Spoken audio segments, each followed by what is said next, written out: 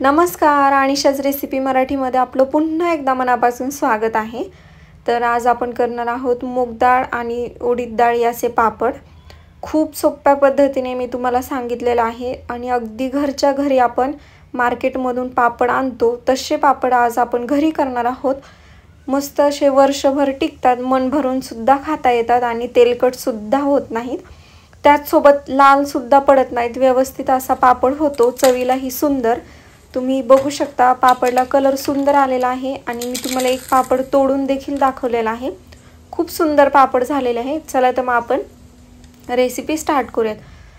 तर सगळ्यात पहिल्यांदा इथे आपण 2 किलो मुगाची डाळ आणि 2 किलो उडीद डाळ ही गिरणीमधून पीठ दळून आणलं होतं। इथे आपण आता 2 किलोचं पहिल्यांदा मळून घेणार आहे। त्यासाठी मी इथे रामबंधू पापड मसाला आहे त्याचे 2 पॅकेट 2 किलोसाठी टाकलेले आहेत। एक पॅकेट 1 किलोसाठी असतं आणि यामध्ये तुम्ही वरून मीठ सुद्धा ॲड करायची काहीच गरज नाहीये, ते बरोबर पॅकेटमध्ये सगळं असतं, त्याच्यामुळे वरून काहीच ॲड करू नका पिठामध्ये। फक्त ते 2 पॅकेट टाका, तुम्ही कुठले पण घेऊ शकता। रूम टेम्परेचरवरचं अगदी थोडं थोडं पाणी टाकून एकदम घट्टसर असं पीठ आहे ते मळून घ्यायचं आहे, अजिबात सैल मळायचं नाहीये। आणि तुम्ही आता बघू शकता एकदम घट्ट असं पीठ आहे ते मळून घेतलेलं आहे। अजिबात जास्त असं पातळ मळायचंच नाहीये, जास्त तुम्ही पाणी यूज देखील करायचं नाहीये। अशा प्रकारे घट्ट असं मळून घ्यायचं आहे पीठ। जेवढं शक्य होईल तेवढं घट्ट मळायचं आणि ते व्यवस्थित असं मिक्स करून घ्यायचं आहे।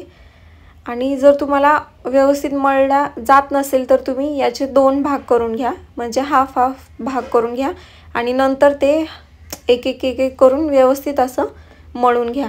आता तुम्ही हे बघू शकता त्याचा अर्धे भाग करून व्यवस्थित असं मळून घेतलेलं आहे। यावरती प्लेट झाकून ठेवूया आणि 2 ते 3 तास हे असंच मुरून देऊया पीठ। आता 2 ते 3 तास झालेले आहेत। 3 तासानंतर तुम्ही पीठ बघू शकता।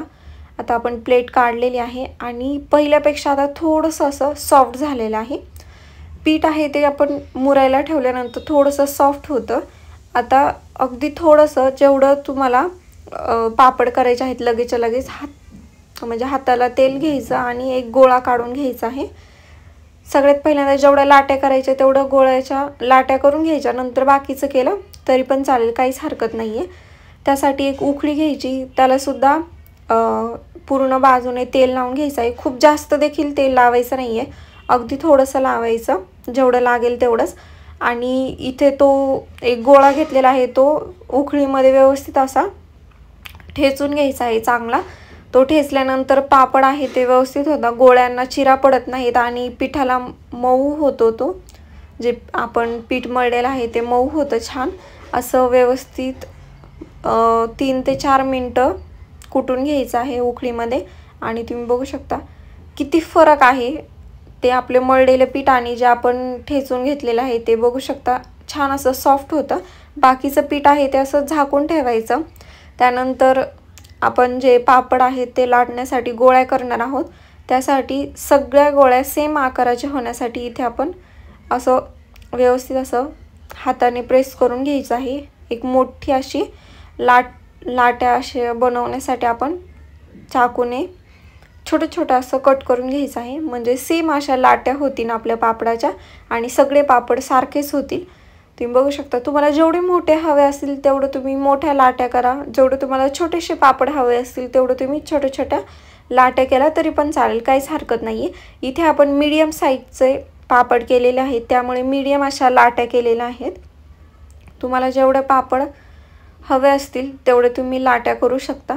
आता ह्या गोळ्या आहेत त्या व्यवस्थित अशा हातावरती मळून घ्यायचं छान, त्याला अजिबात क्रॅक येत नाही, अगदी हलक्या हाताने त्याचा गोळा असं छोट्या छोट्या गोळ्या आहेत त्या तयार होतात। तुम्ही बघू शकता आणि त्या भांड्यामध्ये ठेवायच्या आहेत आणि लगेचच त्यावरती प्लेट झाकून ठेवायची आहे, कारण थोडीशी जरी हवा लागली तरी ते जे पीठ आहे लाट्या आहेत ना त्या कडक होतात आणि लाटायला खूप अवघड जातं, त्यामुळे नेहमी प्लेट झाकून ठेवायची।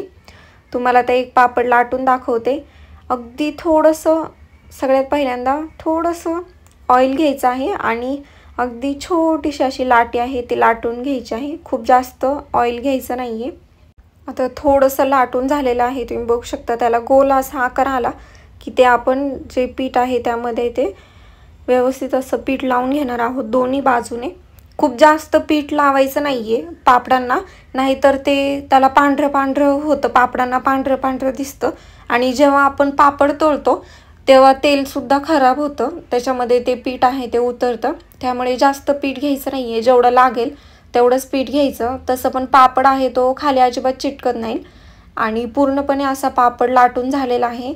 छान असा पातळ पापड लाटायचा, खूप जास्त पातळ देखील लाटायचं नाहीये, नाहीतर पापड तेलामध्ये टाकल्यानंतर लगेचच तो करपतो। आता असा पेपर घ्यायचा, पेपरवरती सगळे पापड आहेत लाटून टाकायचे आहेत एकानंतर एक। आणि अजून आपण लाट्या करून घेतलेल्या आहेत, तुम्ही बघू शकता। खूप जास्त प्रमाणामध्ये देखील लाट्या करून ठेवायच्या नाहीयेत। असं एक भांडं घ्यायचं, त्यामध्ये जेवढे बसतील तेवढ्या लाट्या करून घेतलेल्या आहेत। त्यानंतर इथे पूर्णपणे आपण पापड आहे ते व्यवस्थित लाटले की एकावर एक ठेवायचे आहेत, म्हणजे ते वाकडे होत नाहीत। थोडंसं वाळल्यानंतर असे एकावर एक ठेवायचे आणि बाकी आत्ता लाटलेले पापड आहेत ते असे व्यवस्थितपणे अंथरून घ्यायचे आहेत, तुम्ही बघू शकता। फॅन लावला तरी पण चालेल, काहीच हरकत नाहीये, पण वाकडे होण्याच्या आधी एकावर एक ठेवून घ्यायचे आणि थोड्या वेळानंतर परत ते पसरून घ्यायचे आहेत। आणि हे पेपरवर सुद्धा आपण पापड ठेवलेले आहेत, तुम्ही बघू शकता। हे थोडेसे वाळले की त्यानंतर एकावर एक ठेवायचे आणि पुन्हा एकदा व्यवस्थित असे पसरून घ्यायचे आहे। 2 दिवस पूर्णपणे पापड आहेत ते वाळून घ्यायचे आहेत। तुम्ही 1 तासभर जे सकाळी 9 ते 10 पर्यंत उन्हामध्ये ठेवलं तरी पण चालेल। आता आपण पापड लाटलेले 5 ते 6 तास झालेले आहेत, ते व्यवस्थित असे सुकलेले देखील आहेत पूर्णपणे।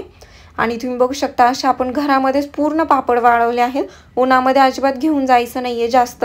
जर तुम्हाला दाखवायचंच असेल तर सकाळचं ऊन तुम्ही पापडांना दाखवू शकता।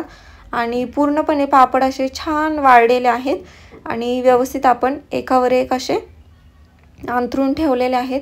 फॅनच्या हवेला पूर्ण पापड आहेत ते वाळून घेतलेले आहेत। हे स्टोअर करण्यासाठी तुम्ही एखादा मोठा डब्बा घ्या, या डब्यामध्ये मी पूर्ण पापड स्टोअर करून ठेवलेले आहेत। असे 2 डब्बे भरलेले आहेत, तुम्ही बघू शकता। पूर्ण आता 4 किलोचे पापड आपले झालेले आहेत। मी तुम्हाला पापड तळून दाखवणार आहे, तर त्यासाठी कढईमध्ये आपण मीडियम असं तेल गरम करून घेतलेलं आहे। पापड टाकला की लगेचच तो मस्त असा फुलला जातो, तुम्ही बघू शकता।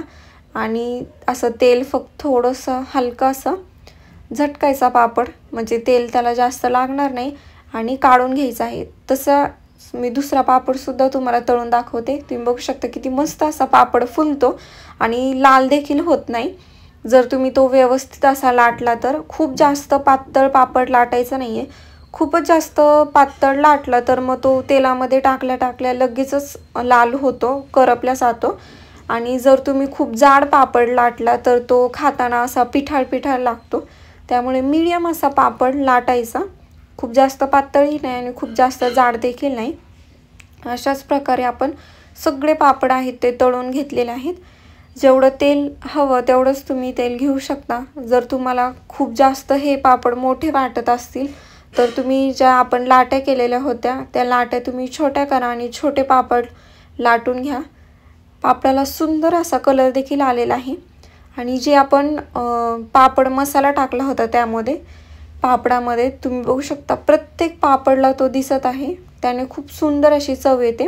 म्हणून मी तुम्हाला सांगितलं यामध्ये मीठ टाकायची सुद्धा गरज नाहीये, अजिबात काहीच टाकायची गरज नसते, त्या पॅकेटमध्ये सगळं असतं। आणि व्यवस्थित असं सगळे पापड मी तळून घेतलेले आहेत। प्रत्येक पापडाला सुद्धा मसाला आहे आणि खूप सुंदर होतात चवीला। जे मार्केटमधले पापड असतात त्या पापडाला काहीच म्हणता येत नाही, त्यापेक्षा जास्त आपण जे घरी केलेले पापड आहेत ना त्याला जास्त चव असते। तुम्ही घरी रेसिपी ही नक्की ट्राय करा, या उन्हाळ्यामध्ये घरीच पापड करा आणि वर्षभर मस्त खा। तुम्ही बघू शकता मस्त असे पापड झालेले आहेत, तुम्हाला एक तोडून सुद्धा दाखवते। छान असे कुरकुरीत राहतात, स्टोर राहतात, 1 वर्षभर राहतात। चला तर मग अशाच नवीन नवीन व्हिडिओसोबत आपण पुन्हा एकदा भेटूया। जर तुम्ही अनिशाज रेसिपीला सबस्क्राईब केलं नसेल तर चॅनलला सबस्क्राईब करा आणि शेजारचं बेल आयकॉन आहे त्याला क्लिक करा, म्हणजे तुम्हाला माझ्या नवीन व्हिडिओचे नोटिफिकेशन मिळतील। लाईक करा आणि मला कमेंट करून सांगा। थँक्यू।